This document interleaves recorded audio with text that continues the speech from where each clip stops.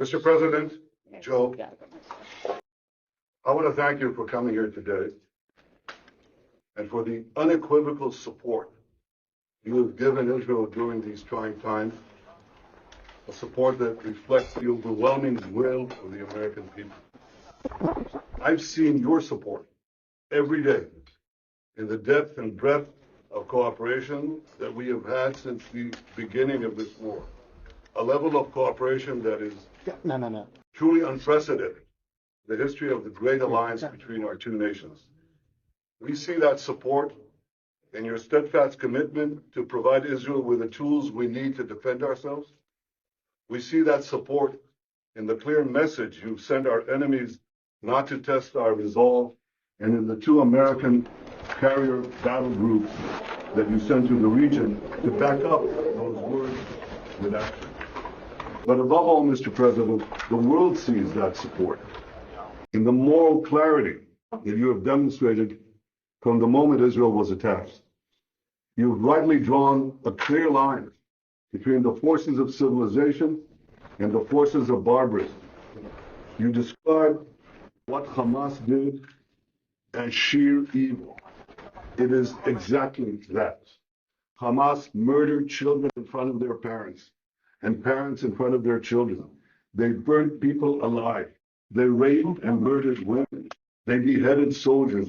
They searched for the secret hiding places where parents hid their children. And just imagine, Mr. President, the fear and the panic of those little children in their last moments as the monsters found out their hiding places. Hamas kidnapped women, children, elderly, Holocaust survivors. I know you share our outrage on this, and I know you share our determination to bring these people back. On October 7th, Hamas murdered 1,400 Israelis, maybe more. This is in a country of fewer than 10 million people. This would be equivalent to over 50,000 Americans murdered in a single day. That's 29/11s. That is why October 7th is another day that will live in. Mr. President, you rightly said that Hamas is worse than ISIS. The German chancellor who visited here yesterday said that Hamas were the new Nazis. You're both right. And just as the civilized world united to defeat the Nazis and united to defeat ISIS, the civilized world must unite to defeat Hamas. I can assure you, Mr. President, Israel is united to defeat Hamas.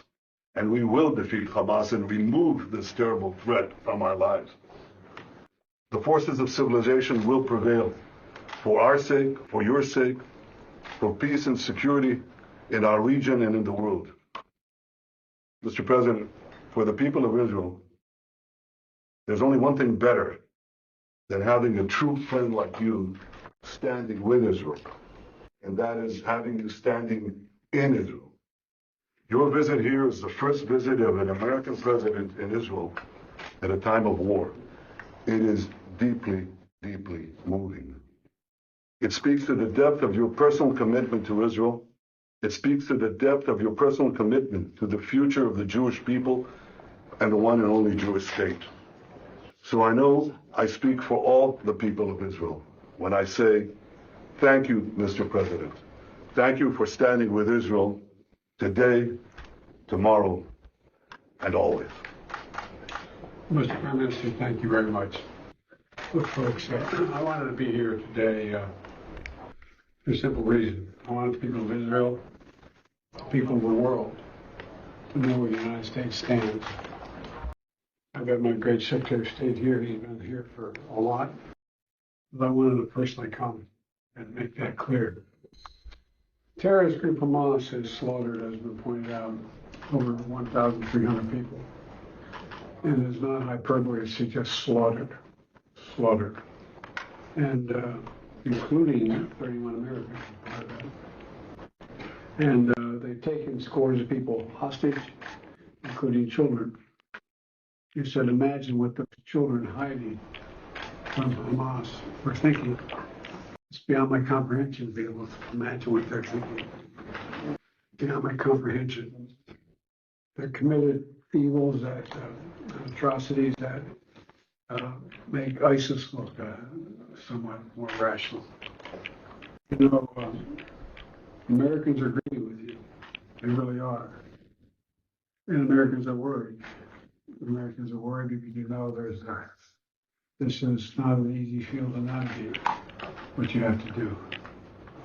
But the fact is that Israel, as they respond to these attacks, seems to me that they have to continue to ensure that you have what you need to defend yourselves. And we're going to make sure that occurs, as you know. And we have to also bear in mind that Hamas does not represent all the Palestinian people and has brought them only suffering. You know, years ago, I asked the Secretary of State when he and I were working in the Senate to write something to a man. Said, he wrote a line that I think is appropriate.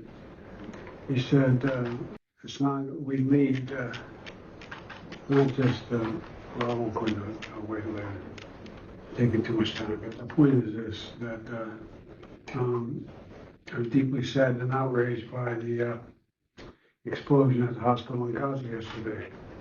And based on what I've seen, it appears as though it was done by the other team, not you.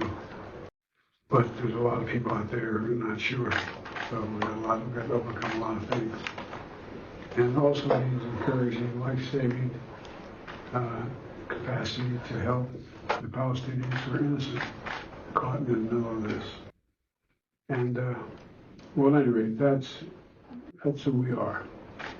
Not just me, but that's who the United States is. And